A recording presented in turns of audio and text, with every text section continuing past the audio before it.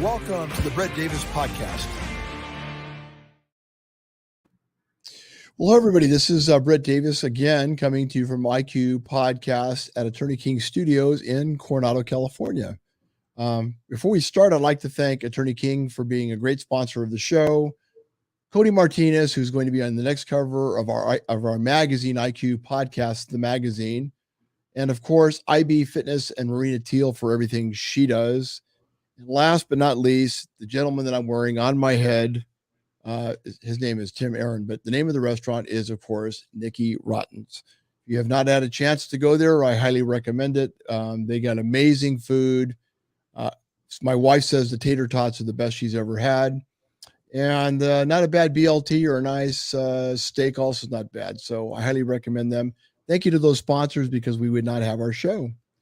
So as usual, we always try to keep things interesting and informative because with the internet, there is information out there, but there's a lot of information that's not accurate. So we try to keep the show as accurate and real as possible and be as neutral as we can because there's no reason why we can't learn by listening. And I think a lot of people have stopped learning to listen instead of just talking all the time. Even though I talk all the time, I still listen. My wife taught me that. But anyway, so of course I have a guest today. Melancholy Ghost is her name. Thank you for being on the show today. Thank you. My name is Melancholy Ghost. I go by she, her, hers. Well, I appreciate you being on the show. And I'd like to talk about a subject that I'm really not an expert in. And I just, like anybody else, I'm curious and I like to learn because I think once you stop learning, it's time to dig a hole and jump in. Very true. Right? Yeah. So what is BDSM? So BDSM stands for bondage, discipline, submission, and dominance, or sadomasochism. Okay. And a lot of people probably have misconceptions of what that's all about, don't they? Very much so. Yeah. Has the movie 50 Shades at all made more misconception about really what it is, and are they different? Yes, they're like 50 Shades of Grey. I can tell you in our community, we make fun of it all the time because he has this big, huge room, lavish room full of all these wonderful toys. And what does he choose? A belt.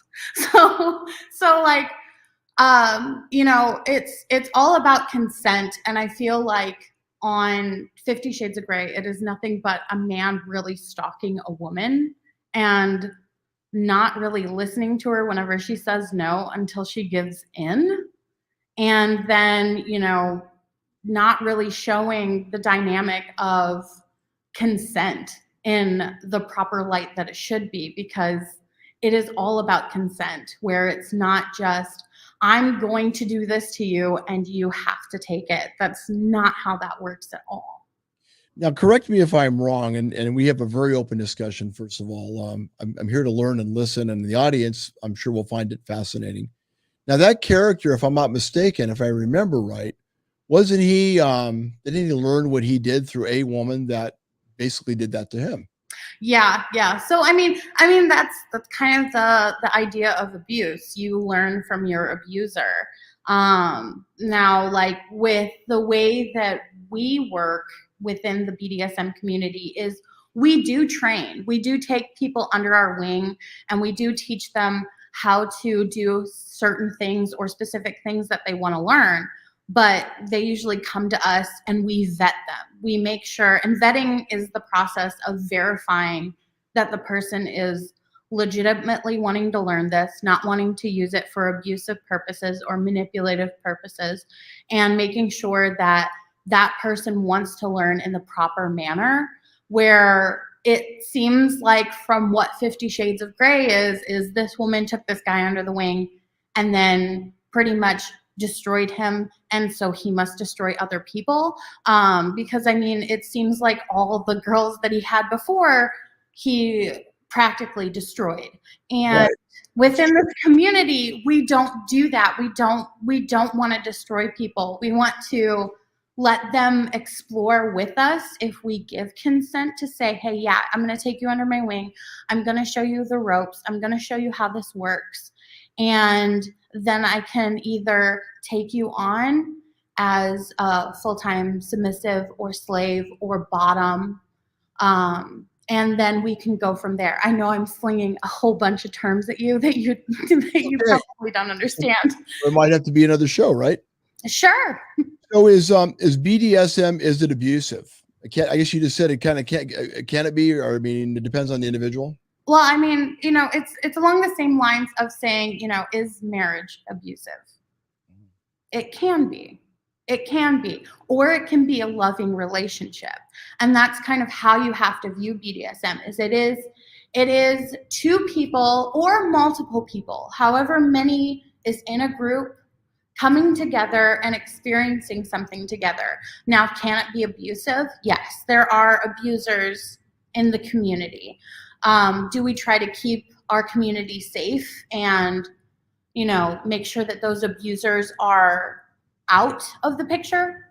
Definitely. We don't want to mentally harm anyone. That's not our goal. Our goal is to have fun, learn, be educated, and utilize this as an experience for both the dominant and submissive side or the switch side as well, where, me personally, do I know abusers in the community?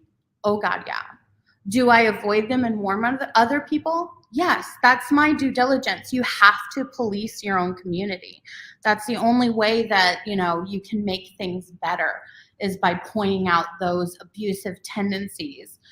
Sometimes those people are told, hey, you can't do X, Y, and Z, and here's why.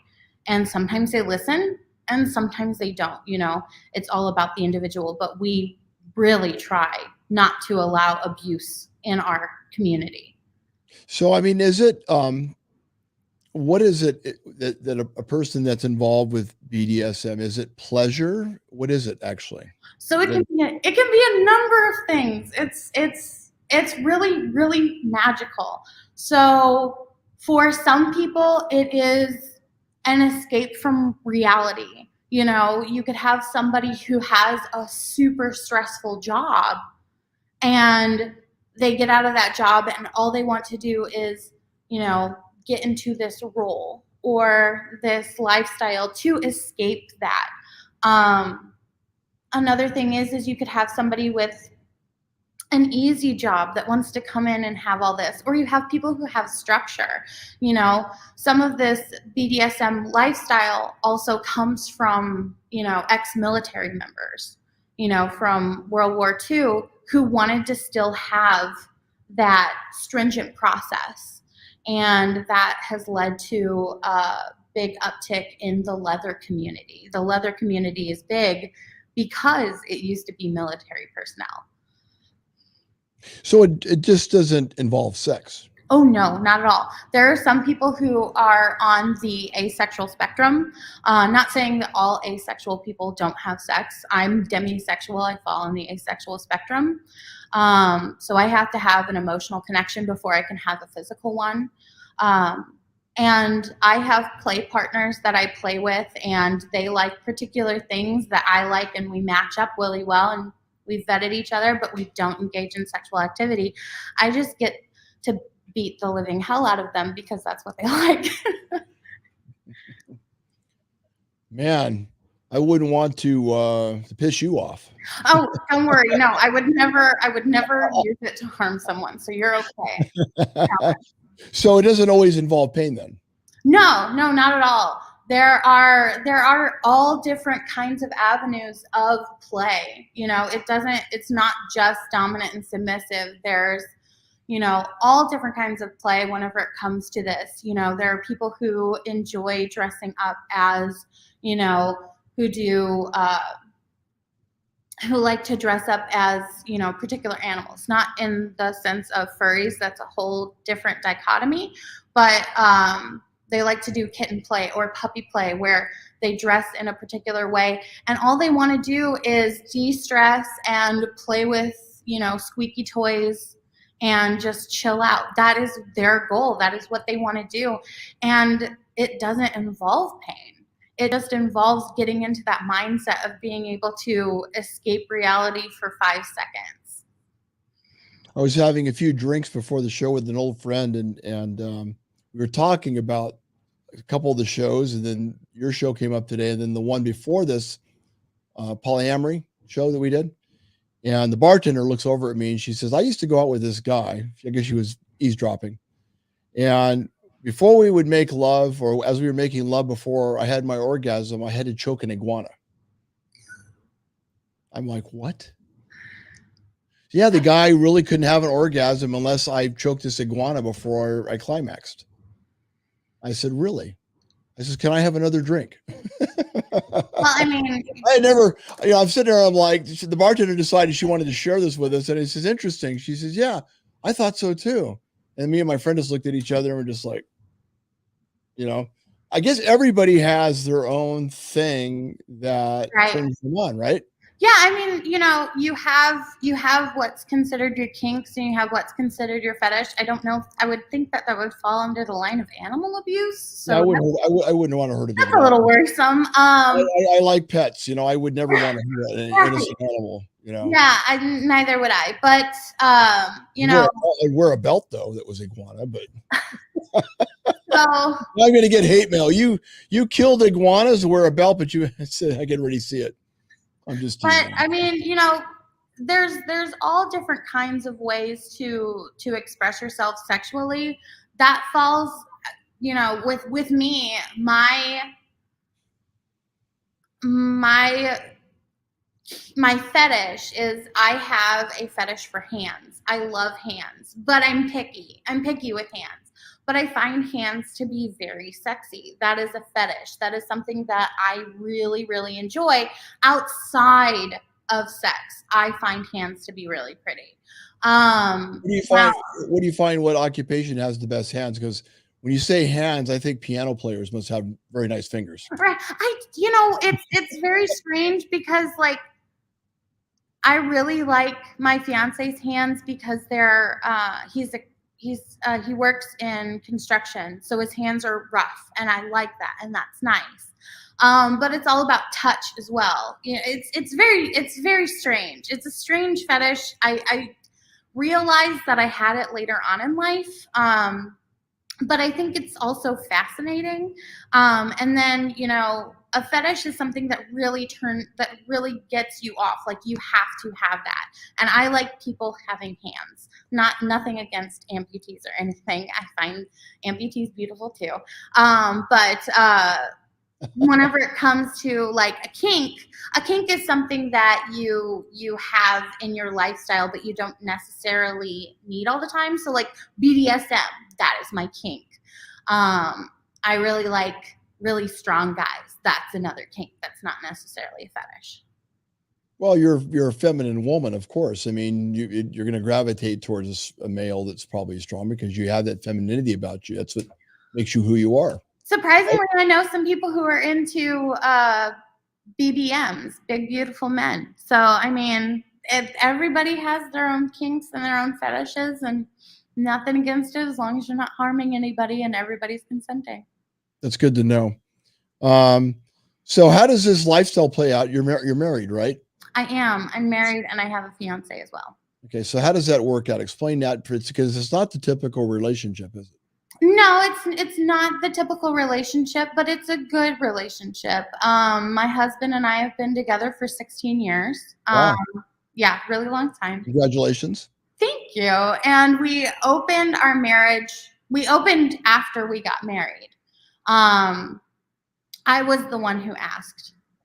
Because I wanted to have I just wanted to have other experiences, and they weren't necessarily going to be sexual of any nature. That wasn't on my mind. It was just being able to go on dates with other people because I am demisexual. So, I don't know if I'm going to have that connection. The way that I like to explain demisexuality is I'm playing roulette in a dark room. I let the ball spin.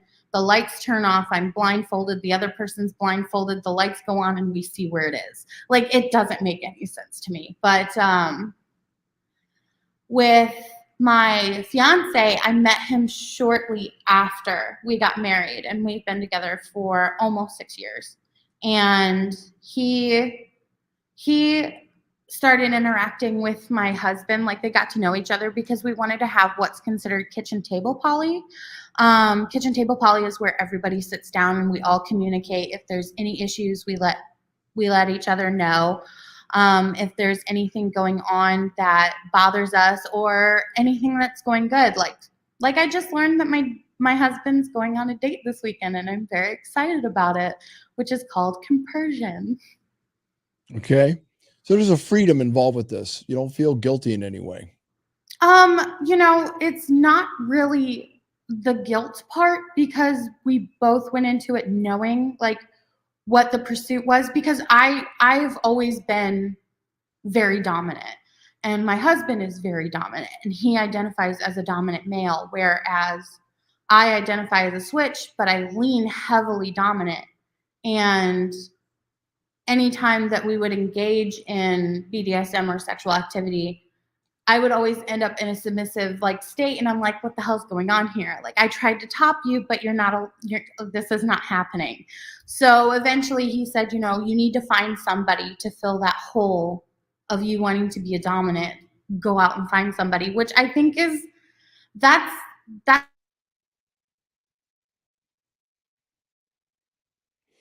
Okay, so we're talking to Melancholy Ghost. We're having some challenges again with our computer. I don't know what's going on, but we're talking a little bit about BDSM and what it's a little bit about.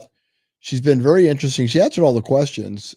We appreciate her coming on the show, and we'll see if we can get her back on in a couple of minutes. But it's a different type of lifestyle. It's not for everybody, but she's come on to explain what it is. And we talked about how her husband's also involved with BDSM. They have this openness in their relationship. And the reason I'm doing this interview and this story is because I think it is interesting. And I think she is explaining what it is, because there are a lot of misconceptions. If anybody's seen 50 Shades of Grey, she confirmed that a lot of that is really not the reality of the way the BDSM lifestyle is, and that kind of relationship, in her words, was very abusive. So it's interesting in that that she has shared this stuff with us, and it was an interesting interview. I think we could try again another day, Sarah. I think we're having some challenge. Oh, there she's back on. Sorry about that. There you are. I thought maybe I said something and offended you, and you're like, No, I'm out of here. I don't know where I left off. Goodbye. Where was I at? Goodbye. To hell with you. Where was I at in the conversation? We were talking about the one question I was going to ask before you left was, do you ever get jealous? That's the one thing that I was going to touch on. So jealousy is ingrained in us whenever we're kids. You're playing with that toy, I want that toy. We're taught don't share. And then we're having some more challenges. There must be something going on. Now, I had heard that we might be having some electrical problems today because of what's going on in the world right now. I was told that yesterday. Yeah, it's not on our end. So I did ask her, does she get jealous? And she had said that not really. She's going to respond. But that when she gets back. But that basically, that's the way we're taught as kids, is to be jealous over things and circumstances. Well, I would get jealous. I would absolutely get jealous. Of what? If you were going on a date with another woman, well, that wouldn't happen. Not in this lifetime. Now, how about if I was whipping her a little bit? We went out to dinner and I just decided just to whip her. Would that stop it? It has nothing to do with sex. It's just whipping. What about that? No. Okay. So you have a problem? We have a different type of relationship. So you whip me. What kind of relationship is that? Stop. But anyway, so in a serious, okay, we're back. There you are. I'm so sorry. I don't know what's going on with the internet. This never happens, by the way. I think it's Putin. I think Putin's doing this. The damn Yeah. Putin. What's wrong with that man? As So we're going to try to get an interview with him and ask him about about his sexual preferences and what he's into. Good luck with that. That could be a good show. I Um, like women that are very feminine and drink vodka. right. Let her finish the question. Okay, so the question you were finishing is, do you ever get jealous? Yes. Yeah. But what we're taught, we're not really taught how to deal with jealousy. Like, if you really look at it, we're never really taught how to deal with jealousy. And so we have to sit there and we have to really take it in and think for ourselves, why am I jealous? What is making me jealous? What do I need to talk to my partner about? And how can I resolve this myself first before taking it to my partner? Is there something that I need to do before taking it to my partner or partners? And that's something that you have to sit with. And like, I've never communicated so well with my partners in my entire life until I became polyamorous, because you have all those moving parts and all that communication with talking about jealousy and everything. So do you think the reason that people do get jealous is because there's deceit and lies, and there's never really any openness in the communication, and people do things behind other people's backs? I think if relationships are all different from person to person to person. I can't say what one person is feeling over another.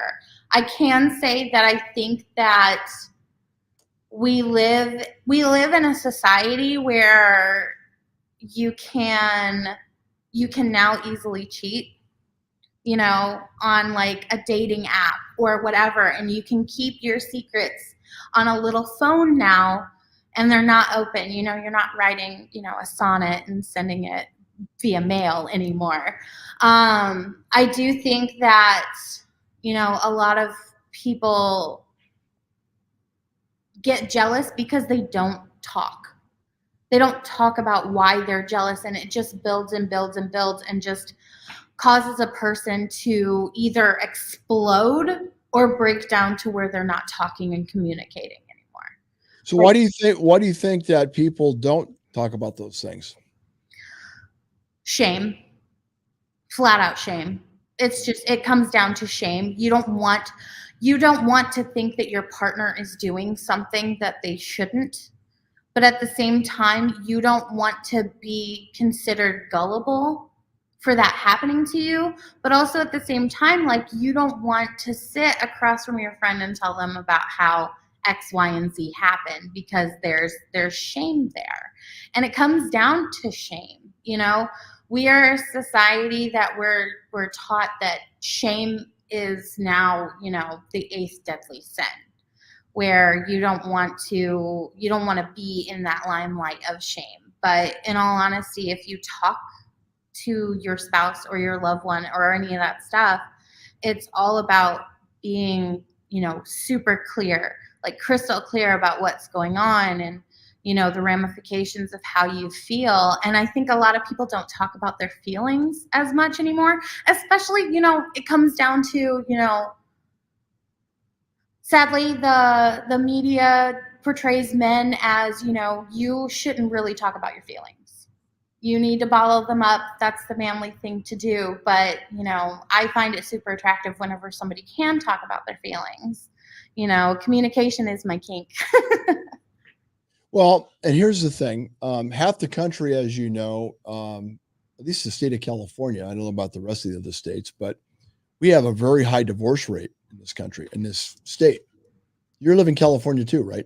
No, I live in St. Louis, Missouri. Okay, and that's a city I've been always wanting to go to. That's a beautiful city. I like that city. It's beautiful. Never been, but I hear. Don't come here right now. It's all ice. Good barbecue. The barbecue is really good. Okay. I've heard good things about the restaurants. But so in California, I don't know what your divorce rate is there, but in California, we have like a 50% ratio of people that get divorced. And, so, do you think that is because people are basically not expressing themselves and what they feel? I think that sometimes some of it's based on a number of factors. Some that I don't know because I'm not in those relationships, but I know plenty of people who are in the BDSM community that are married right now and are on, particular websites to kind of live vicariously through other people because Right. that's what they want, but they know with their partner and either their values, or they know their partner's core morals, that wouldn't fit in.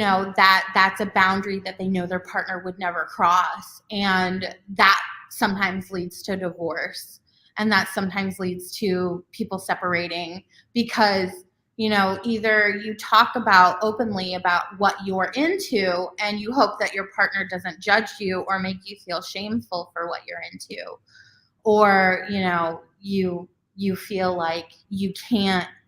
Some people feel like they're trapped. I feel like in a lot of divorces, it's either they're trapped or they're doing things behind their spouse's back because they feel like they can't be open and honest.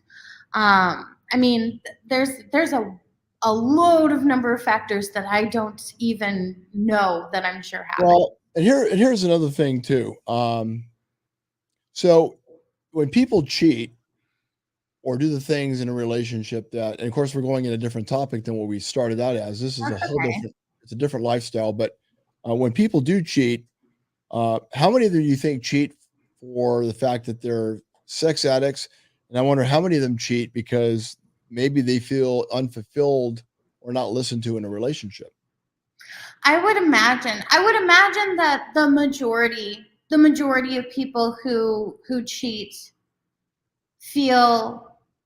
I would imagine that they feel like they can't communicate to their partner, or they're not being listened to, or it's one of those two factors, or it could be that you know it could be that what they thought they were going to go into is not what it turned out to be. Having this idea of grandeur of what your wedding is going to be like, what your marriage is going to be like, and then all of a sudden it's not what you pictured at all. Because there's still the factor of abuse. There's still a factor of having an addiction such as alcohol or drugs or anything like that, not just sexual addiction, but like a number of factors play into it. But I feel like it is based upon communication, but also at the same time it's going into a marriage with an idea and it not being factual, but also at the same time, if you go into that marriage with this idea and you don't share it with your partner, it's not going to be that idea. So it goes down to that communication, but I can't speak for everyone. Yeah, I think communication, no matter what you're involved with or whoever you're involved with, communication is paramount. If you don't have that open channel to knowing, listening to the other person and what's really going on, then things get off derailed very quick. Very, very true. And I mean, that comes down to, with now that I live the lifestyle 24/7. My submissive is my submissive 24/7. And my husband's my dominant 24/7. But we have day jobs. We are regular everyday Joes. We don't dress in leather and latex and go out into the workforce. That's not what we do. But I can tell you that with being a part of this community, not just polyamory, but also with the BDSM community, I have never communicated so well in my entire life, because as a dominant, I have to know what my play partner, which is what we call somebody who we play with, is a play partner.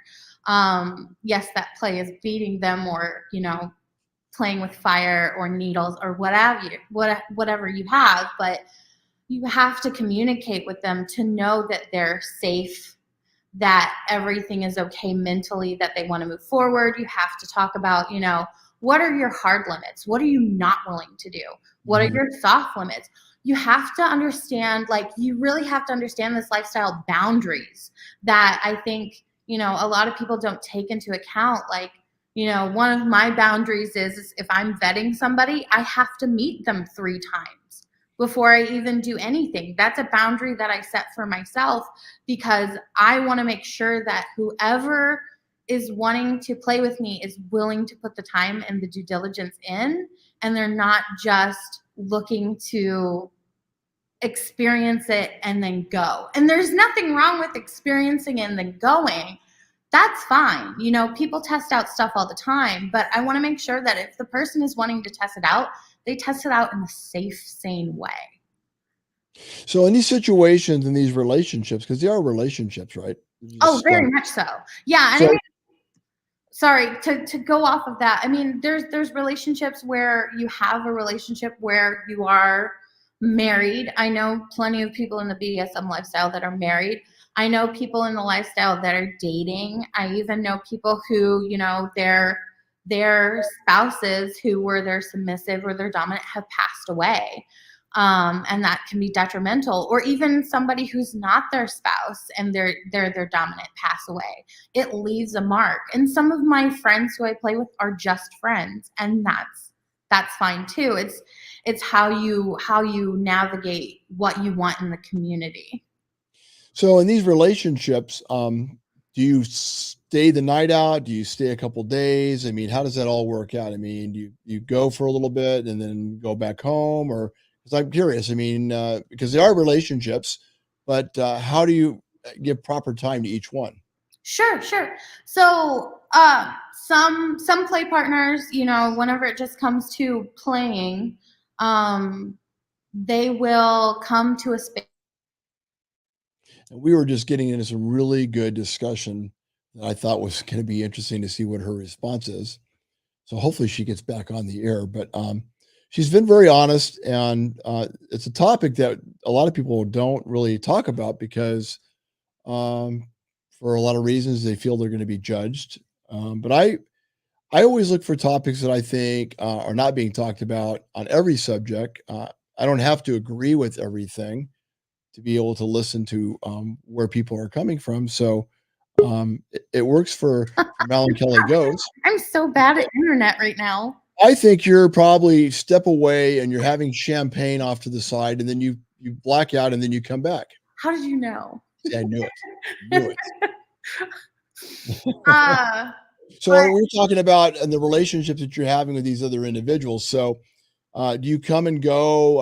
How does that work out? So sometimes we have what's considered play parties or larger scale events where there's 3, consecutive days. There are events around the country, some of which we don't name names because they are private events and we don't want, everyday average Joe showing up with a camera. But we have spaces where people come and play and they know it's a safe space and we can play and negotiate. Sometimes you negotiate the day before where it's like, hey, I want to be hit with a flogger and I want to do X, Y, and Z. You down? Yes, I am available. Or I have another setup with another play partner where I'm like, hey, I'm playing with this person, but I'll hit you up next week and I'll, hit you with a baseball bat on the butt. It depends on, negotiating, because we negotiate all the time. Even whenever we start play from scratch each time, we still negotiate it out. Are you cool with this? Sometimes we have what's considered play bags that have all of our tools of trade, and we'll open them and display them, and whoever we're playing with are going to pick out what they want, if you're fine with that. If there's enough trust, the person will be like, you pick out what you want, you know me well, and then beat the crap out of me or whatever. Wow. Beat the crap out of you. Yeah, pretty much. Any broken bones? Any hospitalization type situations? I haven't seen any, but I know that there are horror stories where people say that they know what they're doing and they have no clue what they're doing. So Or that's maybe they get out of control because they're right. into it. Well, I mean, so there's something called dominant frenzy and sub frenzy, where the dominant will get a little too hot and heavy, or the submissive will get a little too hot and heavy, where you have to like calm that stuff down. Usually the dominant knows and will calm the submissive down and be like, chill. You know, we know you're excited, but you need to chill. And if it's the dominant, usually we have what's considered dungeon monitors that will be walking around the entire time that will be able to say, hey, stop. You have to stop play right now. And they'll call it if the person doesn't call it already. So we try to prevent anything bad from happening from the start. But that's why, you know, whenever we talk about like negotiating and everything, we tell people, vet people, watch them play, know how they play. If they say that they can throw whips and you've never seen them throw a whip, don't trust that they can throw a whip until you see it. Like that is how we keep our community safe, is we say, you know, don't just go by word of mouth. You know, that's like saying, you know, I could say I have $1 million and trusting me that I have $1 million. You know, you have to see it to know that it's real. Well, I think you're my new best friend. I wish I had $1 million. I'm telling you. Have a bottle of champagne, please. So here's a question. With all the things going on with diseases and the pandemic, are you afraid at all of getting any types of diseases or anything, or getting the pandemic? Sure. So like whenever the pandemic first happened, we shut everything down. Like a lot of our events that were going to happen shut down. We went by the guidelines of the CDC along with the guidelines of our city and state as well. Our state is pretty lax. We are, you know, but our city was pretty, you know, saying, hey, if you're going to do something, mask up. So a lot of people are still wearing masks. You know, a lot of people are still trying to be safe. If you come into a space, you have to have proof of vaccination. You have to do, you know, you have to do your due diligence to make sure that you're not infecting anybody else.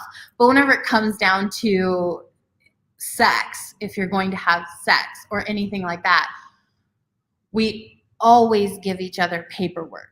And if my partners want to see that paperwork, we have to provide that. That is that ice crystal clear clarity of saying, you know, and I will always ask my partners, hey, I'm thinking about sexually engaging with somebody. Are you cool with that? And if they're not cool with that, I'm going to go back to that person and say, hey, my partners aren't cool with that. I'm sorry, I can't do that right now. Or my partners want to talk to you a little bit about what you're considering doing, and bring your paperwork with you. Like we're kind of like, you know, like we try to be as safe as possible. You know, your body's your temple.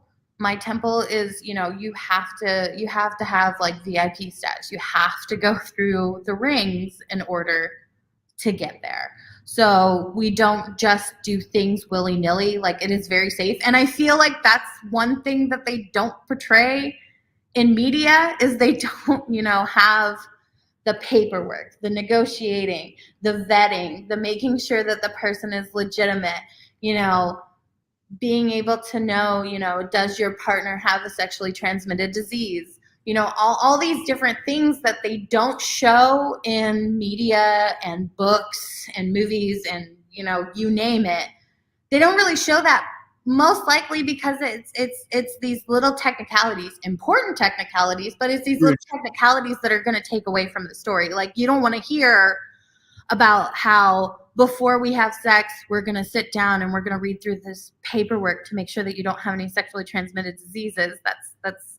That's going to take away from the, you know, the sexiness of it all. So do you have children at all? I do not. No. Do any of the your partners have children? My partner does, but we don't talk about that. That is something that I don't talk about whenever it comes to going on any podcast or anything, just because that is something that he has requested, and I want to respect that. So is this varying away if I ask the next part of that, which would be, are the kids well aware of the lifestyle? So there are some people in the community, I'm not going to use my own self, that Sure. do have children that are polyamorous, and they know about the polyamory aspect, or they don't know, and they're like, oh, hey, this friend's coming over to hang out, and the parents are in a polyamorous relationship, but the kids don't know because either they don't want to tell them yet, or you don't know where that relationship's going to go.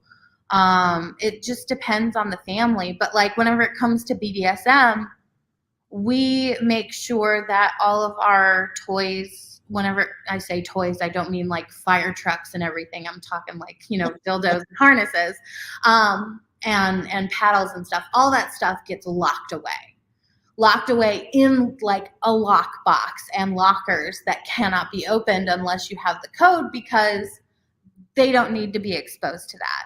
And like a lot of families have that, where they have, either a room that's padlocked, or they have toys that are hidden away in a specific place that cannot be found or accessed, because it's for the mental safety of the child. I mean, it's the same thing of like, locking up your guns. You lock up your guns for safety. It's the same thing with this, like out of sight, out of mind. Well, I appreciate you taking the time on a Friday of all time, and you're like, I think 2 hours ahead. Yes. I appreciate your time on a Friday, and anybody out there, hopefully you've been informed today by what, of course, the BDSM lifestyle is, and just to give a different picture, because I think rather than judge and not really know facts, having somebody on that's participating and well aware of what's going on as an educational piece of anything, I think was very important. Very much so. So I hope you had a good time. I did. Good. And you did a great job in explaining what it's all about. Is there a website or anything out there that you'd like to share that you know of, if anybody wants more information, or is there anything final note you want to say? Sure. So, I mean, if you want to. And we just lost her on the last question, of course. So I guess that might be her way of saying goodbye and thank you. I'm not controlling this situation. She was, of course. But I want to thank her, of course, Melancholy Ghost, for being on. And she's probably going to come back on to give some information. Really? Okay. We'll see if she comes back on. She's in an area of the country, I think it's St. Louis, where it's they're having a little bit of a snowstorm. So I think no, she's disconnected. Let's see. There she is. Okay. I just keep drinking the champagne. I'm really sorry. Yes, I know. I heard you. I heard a. Yep, that's what it was. I got another bottle. It's fine. Is there anything you want to share with the audience other than good taste in champagne? But if they want. I mean, a really good website is FetLife. FetLife is great. So it's FetLife.com. That's a great place. It's a great place to find your local community. Now, I can say that our local community is a little bit more open. Now, if you go across the country, some of these clubs you can get into, but you have to provide identification, all this other stuff you have to pay to get in. And then there are some where it's very hidden. Like you have to go through the different levels to get in. So if you take a look at your local community, you can kind of look around and see what's there. But I mean, there are some really good, YouTubers like Two Kinky Boys. They really talk about, different aspects of BDSM. If you want to learn actual rope, Two Naughty Boys is great, or Twisted Monk. I thought you were going to say Twisted Sister. No, you like music. But there are a whole bunch of different sources and resources. But I can tell you that, if you're going to want to get in this community, give yourself a year. Like, give yourself a year to 6 months. Don't just go into it whole hog, because you're going to burn out or you're going to get abused. Because people who are abusive are going to look for people who are new and weak and don't really understand their own boundaries. So learn your boundaries. Put a small boundary in there, like, I never want to see the color purple. Something simple that if you see another person all of a sudden break something out that's purple, then you know that that person is going to cross other boundaries if they cross that one. That's So, a very basic thing in anything in life. yeah. I mean, set yourself up for success if you want to get in this community, even if it's just to do some light play. Just try to do that. Don't do anything, don't do anything crazy. And I mean, just read. On FetLife, there's some great articles. I write a lot on FetLife. My FetLife is Melancholy Ghost. I write a lot about my submissive and I's escapades, or what I like to call sexcapades. Sexcapades. But Sounds like a future podcast. there you go. But like, there are a lot of good writings out there. There are some really good writings on FetLife about, abusers and what to look out for and all this other stuff, which I can't thank those people enough for putting out, what red flags are. And, look out for those red flags. People who don't, respect your boundaries. People who automatically tell you to call them mistress or master without even knowing you. That's kind of a red flag. I cannot stress enough, if you get in this community, just be safe. Really look out for yourself before really exploring this. Well, I appreciate meeting you, Melancholy Ghost, of course. Of course. It's very nice for you spending time with us and educating us. And thank you for taking the time to be on. Oh, my pleasure. You take care and have a good weekend. You too. And everybody out there, I hope you enjoyed the show and you learned some things. And remember, one thing, be nice to each other. We can all be different and respect each other's beliefs without being mean. And just remember, be safe, be sane, and be consenting. There you go. Good advice. You take care of yourself. Everybody out there, have a great weekend. And if you have any more questions, or any stories that you'd like to hear more about, you can, of course, contact me here at IQ Podcast. Very easy to find me on our website there. And of course, is there another website they can go to? Or is that pretty good? Sarah at IQ Podcast. Okay. Everybody have a good weekend. Take care. And again, be nice to each other. Bye.